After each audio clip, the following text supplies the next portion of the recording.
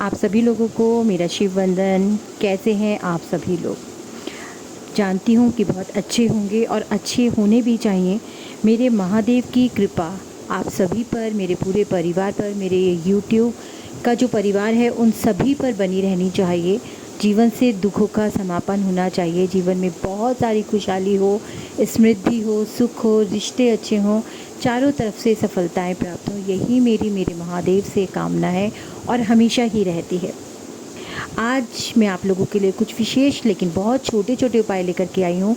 जैसा कि आप सभी लोग जानते हैं कि 7 सितंबर 2025 से 21 सितंबर 2025 तक पितृपक्ष प्रारंभ हो रहा है, जो कि 7 सितंबर से शुरू होकर 21 सितंबर तक रहेगा, यानी कि अश्वनी अमावस्या तक रहेगा। तो इस समय पर हर एक दिन के लिए एक बहुत ही छोटा उपाय मैं लेकर के आई हूँ। अगर आप ये रोज़ एक छोटा छोटा उपाय आप करते रहेंगे तो आप यकीन मानिए पितृपक्ष में किए जाने वाला ये उपाय आपको पितृदोष से तो मुक्ति देगा ही देगा। आपके पितरों का आशीर्वाद भी प्राप्त होगा। जीवन से कष्ट जो है वो पूरी तरीके से समाप्त होंगे। तो ये 15 दिन के जो उपाय हैं जो कि मैं आपको दे रही हूँ, रोज़ एक उपाय आप किसी भी दिन कोई सा भी, अगर आपको लगता है कि किसी दिन कोई नहीं कर सकते हैं तो दूसरा करना चाहे तो दूसरा, यानी कि 15 दिन लगातार जो उपाय मैं आपको दे रही हूँ इनमें से कोई सा भी उपाय आप किसी भी दिन कर सकते हैं।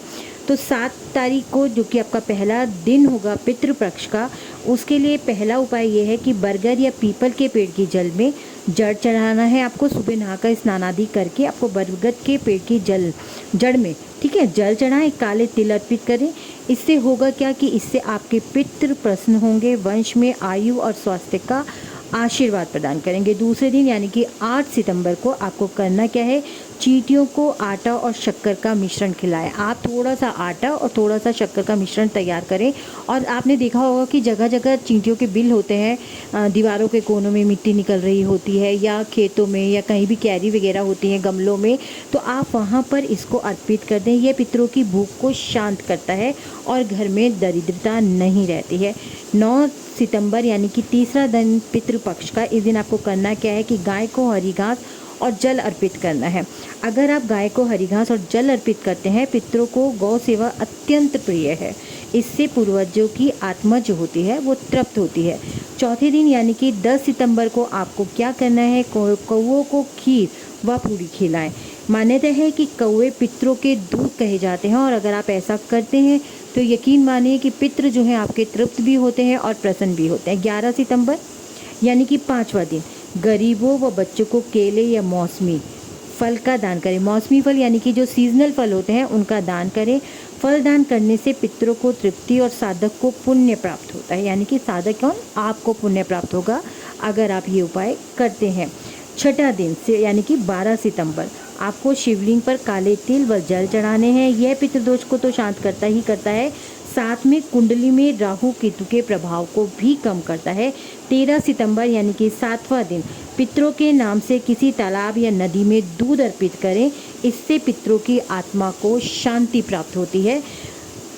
8वां दिन यानी कि 14 सितंबर, काले कुत्ते को रोटी खिलाएं। यह शनि दोष और पितृदोष दोनों को ही शांत करता है। 15 सितंबर यानी कि आपके पितृपक्ष का 9वां दिन, तुलसी पर जल चढ़ाकर दीपक जलाएं। तुलसी पितरों और विष्णु दोनों को प्रिय है।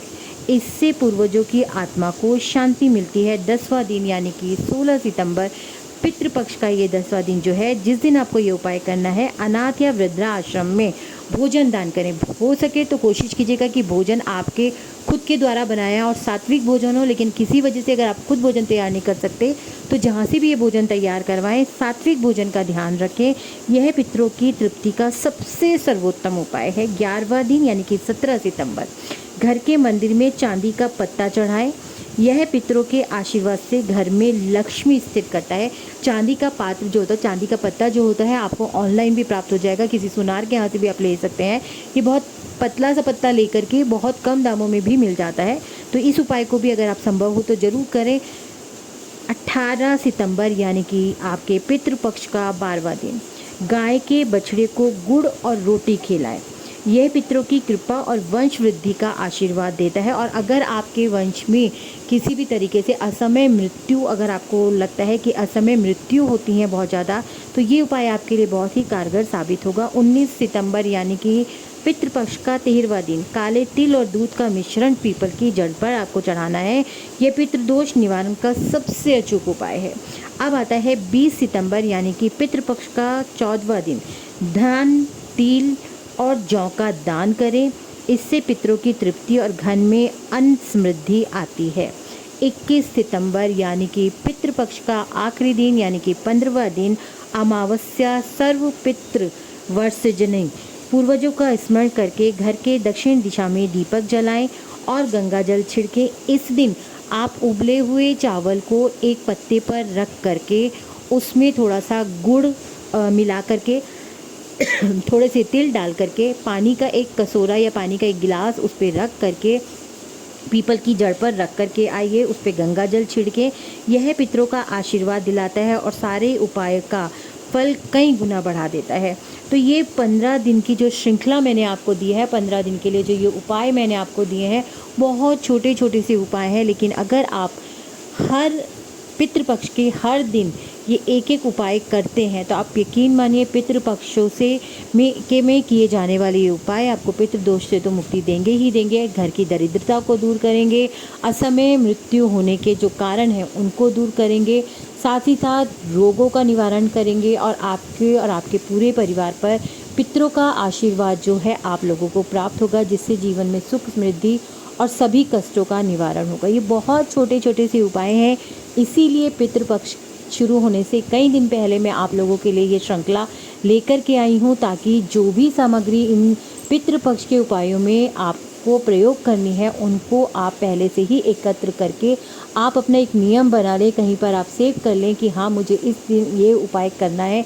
तो अगर आप पहले से भी प्रिपेयर रहेंगे तो यकीन मानिए कि जब पहले से हम प्रिपेयर रहते हैं किसी चीज़ के लिए, हमारे पास सारी सामग्री होती है, तो फिर कोई भी अड़चन हमें नहीं आती है, हम इन उपायों को बहुत आसानी से और बहुत सफलतापूर्वक कर लेते हैं। तो ये छोटे छोटे उपायों के साथ मैं जो आज आपके समक्ष आई हूँ, उसके पीछे कारण यही है कि मैं चाहती हूँ कि मेरा ये यूट्यूब का जो परिवार है, इसमें जितने भी लोग इन सब परेशानियों से दो चार हो रहे हैं, उनके जीवन से एक कष्ट दूर हों और चारों तरफ संपन्नता और खुशियाँ प्राप्त हो।